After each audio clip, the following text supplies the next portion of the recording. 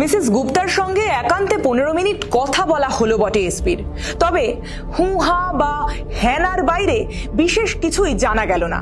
মরিয়া এসপি একটা শেষ চেষ্টা করলেন আন্দাজে ঢিল ছুঁড়ে।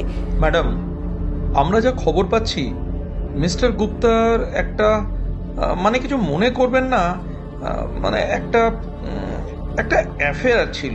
উত্তরে কবিতা স্থিরভাবে তাকিয়ে বললেন, বিশ্বাস করি না, আপনারা ভুল খবর পেয়েছেন।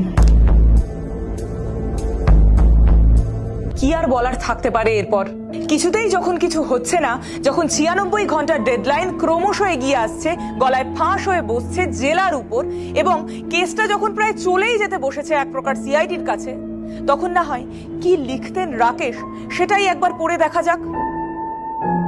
কবিতা থেকে যদি কবির মনের কিছু সন্ধান মেলে, তখনও দূরতম কল্পনাতেও এসপি ভাবতে পারেননি যে এই কবিতার মধ্যেই লুকিয়ে রয়েছে রাকেশ গুপ্তা হত্যা মামলার চাবিকাঠি।